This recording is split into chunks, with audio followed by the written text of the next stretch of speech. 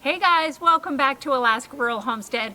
Well, it's 9:30 at night and the weather has been so crazy. It's fixing on raining again. We just came out to the garden bed and everything is going super great. You know, there's lots of rain, so it's producing lots of good, beautiful vegetables. But one problem we're having, because it's raining so much, is that we've got two cabbages that are starting to split. I mean, these cabbages were looking really beautiful until they started splitting. Now, we went ahead and did some research, and honestly, the only thing that we can come up with is that we are getting so much rain that it is causing them to split. You know, we've grown lots of cabbages in the past and never had this much rain. So just a little shout out to Shed Warriors. We are going to go ahead and harvest them, and we'll weigh them, and we're going to make some wonderful, super easy sauerkraut.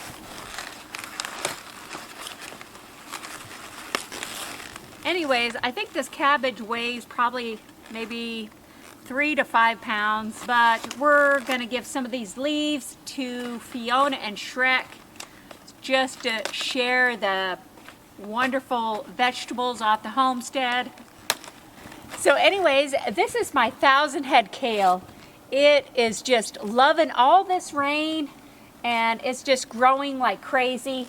My other kale is going really good, and we've got a few other cabbages that are loving all this rain. So we're going to go ahead and get these two cabbages in and make sauerkraut. So welcome back. We took those two cabbage heads that you've seen us pick the other evening, and we put them into cold water and we chilled them down real quick. Then we washed them, made sure there was no bugs or dirt or anything else like that into it. And so now we're going to make some sauerkraut. So basically, for some time effort here, I went ahead and took our food processor, and as you could tell, I grated our cabbage into a nice, grate. So for making sauerkraut, it's very simple. You need 3 items. You need cabbage, beautiful homegrown cabbage. And by the way, for Shed Warriors, this here is right about 7 pounds of cabbage inside of a 3-pound bowl. So it's measured, so about, anyways, 10 pounds total, 7 pounds cabbage.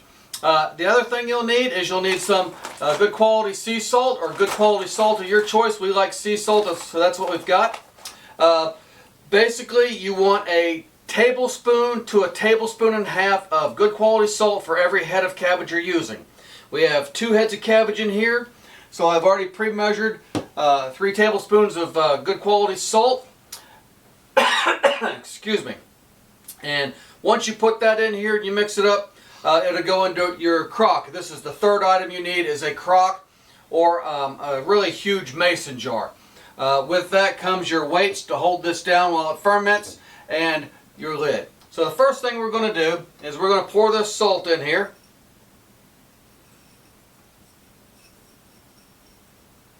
Like so. Doesn't have to be perfect. Clean hands. And you're going to kind of mix this up, keeping it in the bowl, which is the trick.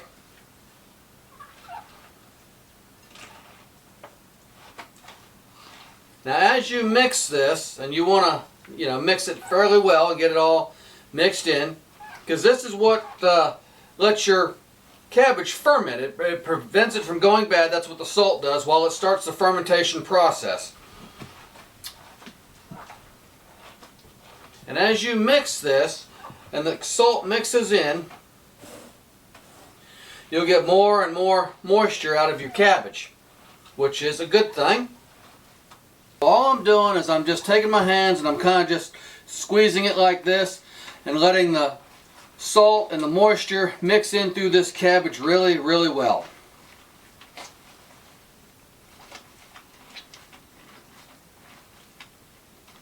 Once you've done this, you want to take and smush the cabbage. All you're doing by smushing it is basically kind of breaking down the leaf itself and letting more of that natural moisture out. which causes it to ferment a lot quicker. Now you can do this with a potato masher or spoon. It's just, you know, whatever works for you. We just happen to have a fermenter masher that works really well. So once you get done smushing this up, you're going to have a lot of liquid in it. It's going to be kind of salty too, obviously. And so you want to take and pour that into your crock without making too big of a mess.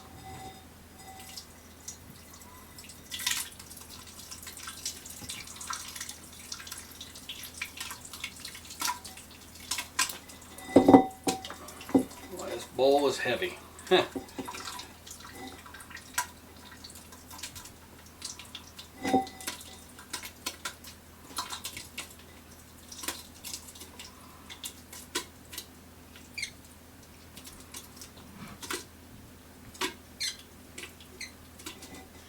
Now some people like to add apples to this, some people like to add onions to this, or peppers, or you can even make kimchi this way by adding your other peppers and stuff, but right now we're just making straight sauerkraut. We'll show kimchi later on.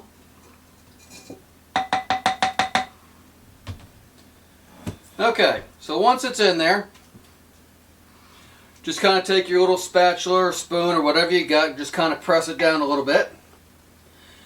Because what you want to do is get this under the liquid, and trust me, there's a lot of liquid in here. Okay, so this is all pushed down. Now what we like to do is we like to get a nice big leaf, nice and clean, okay? And what we like to do is push this down on top. Just make sure that all the edges are down so nothing sticks above the moisture. And then you take your nice clean stones, place them in.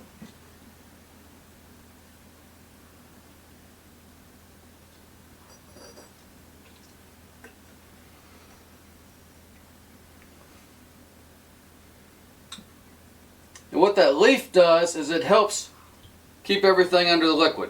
So, I don't know if you can see this or not. Hopefully you can.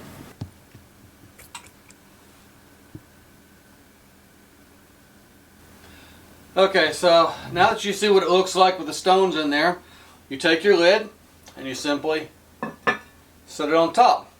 And you set this into a cool spot, about 65 to 70 degrees, and you sit it there for 3 to 4 days. That starts the fermentation process. After that 3 or 4 days, you go ahead and sit it in a place that's between 60 and 65 degrees. And that slows the fermentation down. You don't want it to rot, you just want it to ferment. And after about 8 days, you give it a little taste and see if it's to that sauerkraut taste that you like. If you like it a little stronger, leave it a little longer. Once it gets to the point that it tastes the way you want it to taste, and this is subjective, go ahead and pull it out, juice and all, and you can go ahead and jar it. And at that time, if you want to can it, you can can it, or you can just put it into jars and put it into a nice cool cellar area that's around 50 degrees, and it'll keep for a month like that. If you want to keep it longer, go ahead and put it in your refrigerator and it will be good to go. So there you have it. It's really simple to make. It's really good for you. It's got a whole lot of antioxidants and vitamins and minerals in this. It's really good for gut health, really good for controlling the bacteria in your gut and the right kinds of bacteria. And best of all, it's something that nature has made and keeps really well and comes from the garden homestead. So hopefully this helps you all to find another use for your cabbage. If you have any questions, please leave some comments. We'll go ahead and answer those as quick as possible. And stay tuned for more videos. Fermenting cabbage such as kimchi and other types of fermented vegetables such as beets and turnips. So thank you very much and God bless, and How about this? hit that subscribe and like How about button. this then?